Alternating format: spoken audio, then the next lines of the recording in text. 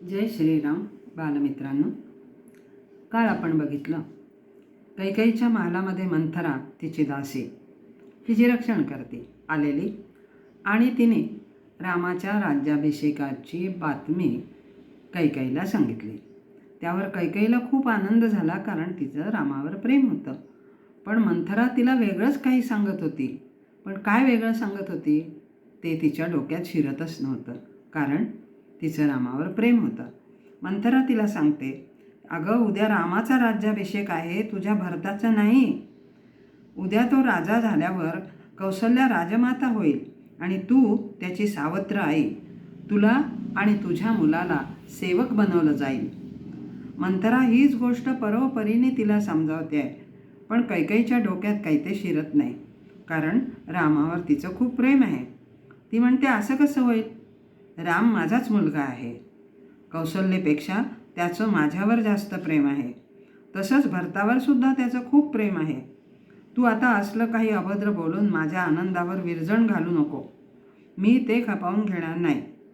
तू माझी रक्षण करती आहेस हे मी विसरून जाईन आणि तुला चांगलं शासन करीन. ठीक आहे, असं जर आहे तर चांगलंच आहे. पण राजांच्या मनात जर काही काळबेरं नाही आहे, तर साऱ्या अयोध्येला जी बातमी माहीत आहे ती फक्त तुलाच का माहिती नाही? जाणून बुजून तुला दूर ठेवलं आहे. दुसरे, भरत इथे नसताना राज्याभिषेकाची घाई का करतायत? लक्षात येत आहे का तुझ्या? आपलं महत्त्व खरंच कमी होत आहे का?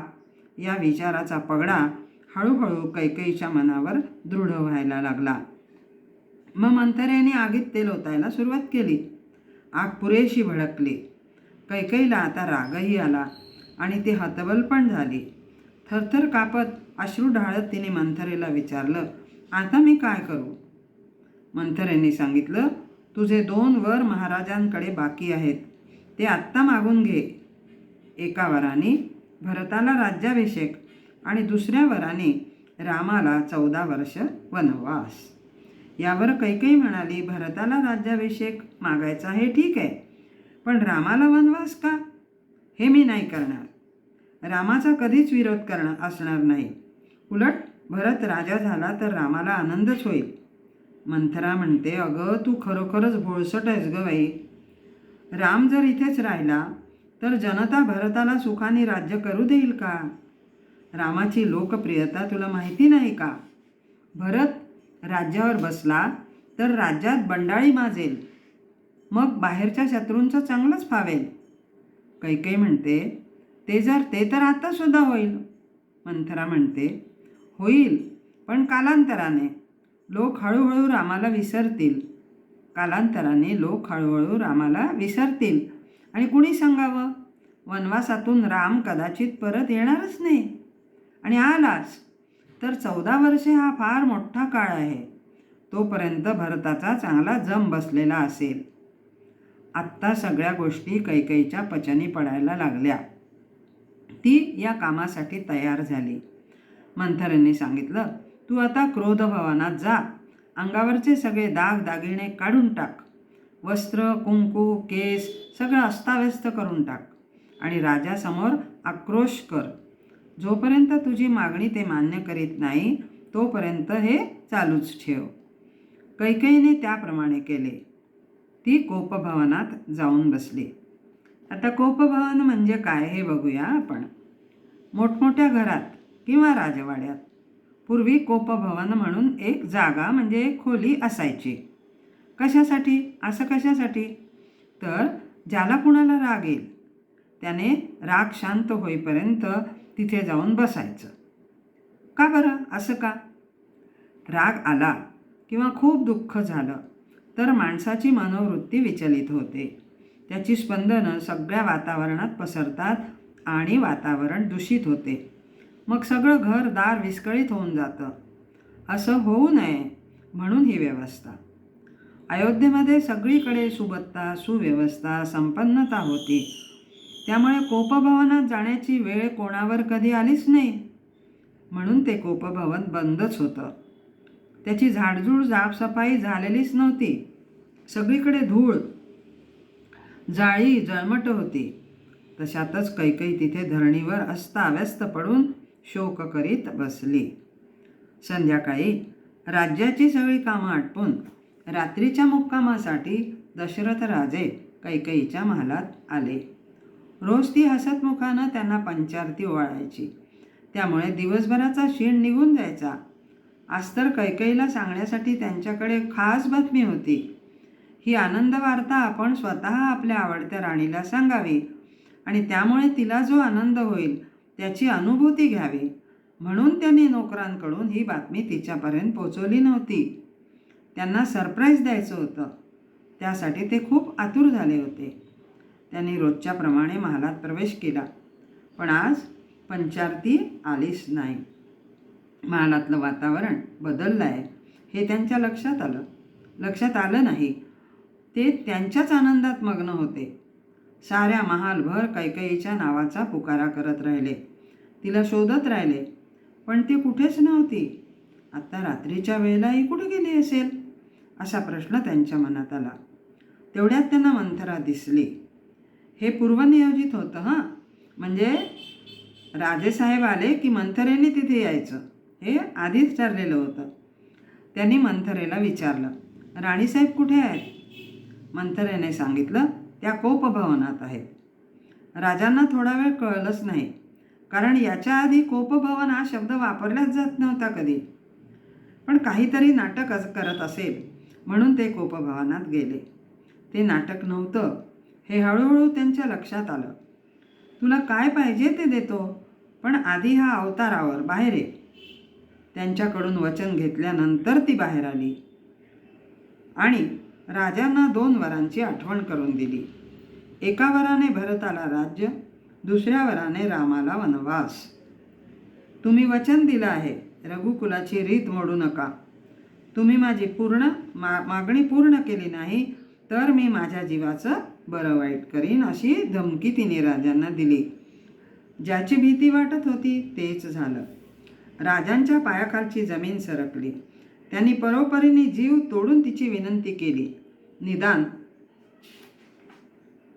दुसरा वार तरी बदलून माग, असं म्हणाले. अक्षरशः कैकईचे पाय धरले. रामाशिवाय मी नाही जगू शकत. तुला विधवा होण्याचे डोळे लागले आहेत का? पण कैकईचा दगड झाला होता. तिला पाझर फुटलाच नाही. तिने रामाला बोलावणे धाडले. दशरथ राजा नको नको म्हणत मूर्छित झाले. पहाट झाली. आज राज्याभिषेक. अजून राजे का उठले नाहीत हे पाहण्यासाठी सुमंत्र येतात. कैकई त्यांना सांगते, राजांची तब्येत बरी नाही, तुम्ही रामालाच इकडे बोलवा. सुमंत दशरथांच्या आज्ञेशिवाय हे करणार नाही. तेव्हा अतिशय खोल आवाजात दशरथांनी सांगितलं, रामाला बोलाव. सुमंतांनी रामाला निरोप दिला. बाबांना बरं नाही. काय झालं? कैकईने सांगितलं, अरे काही नाही, माझे 2 वर त्यांच्याकडे होते ना, ते मी मागितले फक्त, बस. त्यावर ते एवढे रागवले आणि तब्येत बिघडवून घेतली. रामाने विचारले, तू असं काय मागितलं? कैकई म्हणाली, काही नाही रे, एका वराने भरताला राज्याभिषेक आणि दुसऱ्या वराने तुला वनवास, एवढंच मागितलं. दोन्ही मागण्यांचा रामाने सहज स्वीकार केला. दुसरी मागणी केवढी भयंकर होती पहा. आज संध्याकाळच्या आत तू अयोध्या सोडून वल्कल परिधान करून 14 वर्षांसाठी दंडकारण्यात जायचंय. ही दुसरी आज्ञा होती. दोन्ही मागण्यांचा रामाने सहज स्वीकार केला. आई, तू माझ्या अगदी मनातलंच बोललीस. भरतच राजा म्हणून योग्य आहे आणि ऋषीमुनींची सेवा कर असं मला माझ्या गुरूंनी सांगितलं आहे, तेही पूर्ण होईल.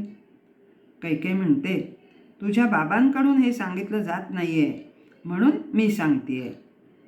रामाने बाबांचं मस्तक आपल्या मांडीवर घेतलं आणि म्हणाले, बाबा, तुमचा माझ्यावर विश्वास नाही का? तुमच्या सत्यवचनासाठी माझा प्राण देखील मी देईन.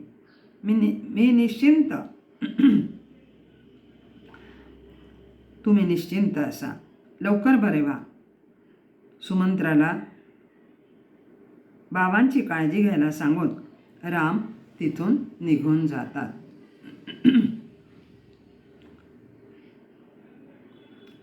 इथे एक वेगळीच गोष्ट घडते. राम निघून गेल्यानंतर दशरथ स्वतःला सावरतात. सुमंत्राला जवळ बोलावतात आणि सांगतात, सुमंत्रा, तू असाच रामाकडे जा आणि त्याला म्हणावं, मला तुरुंगात टाक. म्हणजे मी कैकेयीला सांगू शकेन की मी आता राजा नाही आहे, बंदिवान आहे, त्यामुळे तुझ्या मागण्या पूर्ण करू शकत नाही. असे केल्याने खोटे बोलल्याचे पाप मला लागणार नाही आणि माझ्या मनासारखं होईल.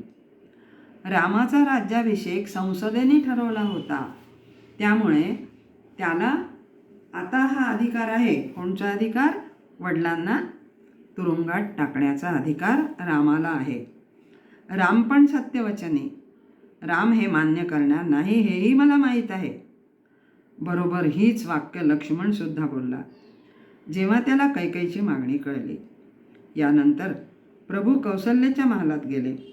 त्यांना संध्याकाळच्या आत अयोध्या सोडण्याचा आदेश होता.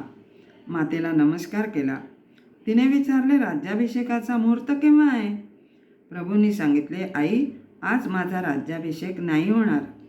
मला बाबांनी वनाचे राज्य दिले आहे आणि सगळा वृत्तांत सांगितला. तेव्हा कौसल्या म्हणाली, मी पण तुझ्यासोबत येणार. यावर रामाने तिला उपदेश केला. स्त्रीचं पहिलं कर्तव्य पतीला सांभाळायचं, बाकीची नाती नंतर. तशात आत्ता ते आजारी आहेत. त्यांची सेवा शुश्रूषा करण्यासाठी तुला इथेच राहावे लागेल. लक्ष्मणाचा सल्ला. कुठून तरी लक्ष्मणाला ही बातमी समजली. तो धावतच प्रभूंकडे आला. दादा, हे कदापि शक्य नाही. मी तसे होऊ देणार नाही. राज्याभिषेक सर्वानुमते ठरला आहे. मंत्रीगण, जनता, ऋषीगण, गुरु या सगळ्यांचा शब्द मोडण्याचा अधिकार बाबांना नाही. या अपराधासाठी त्यांना कारावास केलाच पाहिजे किंवा प्राणदंडही मिळू शकतो. सगळ्यांना तूच राजा म्हणून हवा आहेस. रामाने लक्ष्मणाची बरीच कानउघाडणी केली आणि पुत्र कर्तव्य म्हणून मी हे करणारच असं बजावलं. लक्ष्मण म्हणतो, तू जर असं पक्क ठरवलं असशील तर मी पण तुझ्यासोबत येणार. प्रभूंनी तुझी अयोध्येत आवश्यकता आहे, त्यामुळे तू माझ्याबरोबर येऊ नये असं त्याला सांगितलं. कारण बाबांची प्रकृती ठीक नाही. भरत शत्रुघ्न अयोध्येत नाहीत. इथे सगळ्या स्त्रियांची आणि बाबांची आणि अयोध्येच्या राजसिंहासनाची काळजी तुलाच घ्यायची आहे. लक्ष्मण म्हणतो, मी तुझे हे म्हणणे ऐकणार नाही. माझी सगळी नाती मी केव्हाच तुझ्या चरणी अर्पण केली आहेत, त्यामुळे मी तुझ्यासोबत येणार हे नक्की. ठीक आहे, पण तू मातेची अनुमती घेऊन ये. लक्ष्मण सुमित्रा मातेकडे गेतो. आपला मुलगा वनात जातोय याच्या दुःखापेक्षा तो रामाची सेवा करायला जातोय हा आनंद जास्त होता. तिने लक्ष्मणाला हाच उपदेश केला, निरंतर त्या दोघांची सेवा कर, त्यांना कधीही अंतर देऊ नकोस. इकडे श्रीराम सीतामाईचा निरोप घेण्यासाठी येतात. तीही श्रीरामांच्या बरोबर जाण्याचा हट्ट करते. श्रीराम तिलाही समजावतात की घरातल्या वडीलधाऱ्यांची सेवा करणं हे तुझं कर्तव्य आहे. पण ती म्हणते, जे तुमच्या आईला सांगितलं तेच मलाही लागू होत नाही का? जेथे राघव तेथे सीता. वनात भयंकर प्राणी असतात, मायावी राक्षस असतात, असं बरंच काही सांगून श्रीरामाने तिला भिववण्याचा प्रयत्न केला, पण ती ठाम आहे. आता श्रीराम, लक्ष्मण आणि सीतामाई वनवासाला जाणार हे निश्चित झाले. सगळेजण कैकेयीच्या महालात गोळा झाले. जानकी पण चालली. ऐकल्यावर दशरथ तिची मनधरणी करतात. ती त्यांनाही समजावते. प्रभू वडिलांच्या पाया पडतात. तेव्हा दशरथ म्हणतात, रामा, फक्त आजची रात्र राहा. मला तुला खूप काही सांगायचं आहे. नाही बाबा, मला कैकेयी मातेने संध्याकाळच्या आत जायला सांगितलं आहे. श्रीराम कैकेयीच्या पाया पडतात. तेव्हा ती म्हणते, रामा, तुला वल्कलं घालून जायला सांगितलं होतं. श्रीराम म्हणतात, माते, आत्ता आमच्याकडे वल्कलं नाहीत. माझ्याकडे आहेत ना. म्हणून कैकेयीने वल्कले आणून दिली. तिने जानकीला सुद्धा वल्कल नेसण्याची आज्ञा केली. सगळी माणसं हा हृदय पिळवटून टाकणारा प्रसंग अश्रू भरल्या डोळ्यांनी बघत होता. जानकीला वल्कल नेसता येईनात.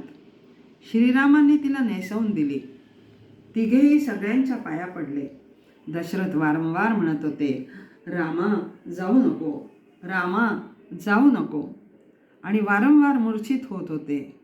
इथे सुमंत्र आणि वसिष्ठ यांनी हरकत घेतली. अयोध्येच्या राजस्नुषेला आम्ही अनलंकृत जाऊ देणार नाही. कैकेयीचा नाईलाज झाला. जानकी परत आपली वस्त्रे अलंकार धारण करून आली. सुमंत्राने रथ सज्ज ठेवला होता. तिघेही रथात बसले. सगळे आक्रोश करत रथामागे धावतायत. दशरथ धडपडत येऊन सुमंत्राला थांबण्याची आज्ञा करतायत. आता सुमंत्रापुढे धर्मसंकट उभं ठाकलं.